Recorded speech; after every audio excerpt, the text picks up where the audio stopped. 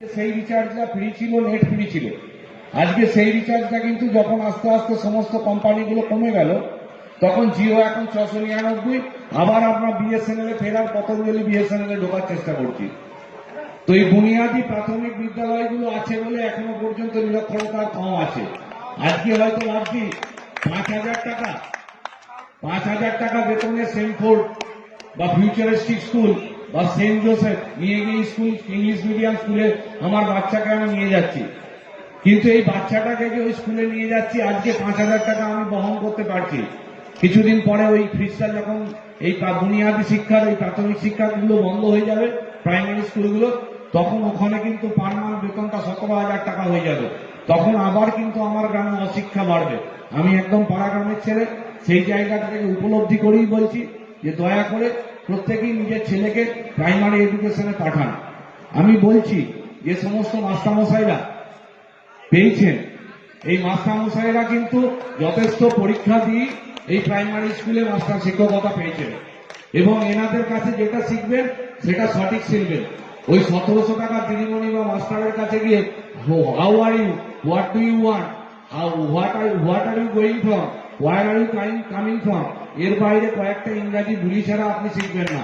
আপনার ভিত্তি বসতে হবে এখান থেকেই, যার যেখান থেকে ওঠার। আমি ওই প্রাইমারি স্কুল থেকে উঠে এসে আজকে জায়গা পেয়েছি। যারা আজকে হয়তো বিডিও সাহেবকে জিজ্ঞেস করুন, উনিও ডিএম ম্যাডামও কিন্তু ওই প্রাইমারি থেকেই উঠে এসছে। তো যে জায়গা থেকে উঠে আসছে না কেন, ওই বুনিয়াদী শিক্ষা থেকে এসছি। এই বুনিয়াদী শিক্ষাকে আমাদের বাঁচাতে হবে, এবং বাঁচানোর জন্য আমাদের আশু করণীয় যে আমাদের প্রাইমারি এডুকেশনটাকে সিস্টেমটাকে বাঁচাতে হবে। সরকার যে চেষ্টা করছে সেই জায়গা থেকে চেষ্টা করুন। আর সবাইকার একটা ধারণা হয়ে গেছে যে যেহেতু মাস্টারমশাইরা সরকারি কর্মচারী, সরকারি লোক মানে সরকারি বেতন পান, অর্থাৎ পাবলিকের শত্রু। আমি প্রাইভেটে সবকিছু পছন্দ হবে, শুধুমাত্র মানে একটা কথা বলতে খুব খারাপ শুনলেও বাস্তব, যে আমরা সমস্ত কিছু প্রাইভেট পছন্দ করি। শিক্ষা প্রাইভেট পছন্দ করি, স্বাস্থ্য প্রাইভেট পছন্দ করি। শুধুমাত্র বিয়ের সময় যদি মেয়ের বরটার সময়, তখন আমরা খুঁজি যে সরকারি চাকরিজীবী। এইটা বন্ধ করুন। সরকার থাকলে সবাই থাকবো, আর সরকারের প্রচেষ্টা আছে বলি আজকে এই জায়গায় আমরা দাঁড়িয়ে আছি।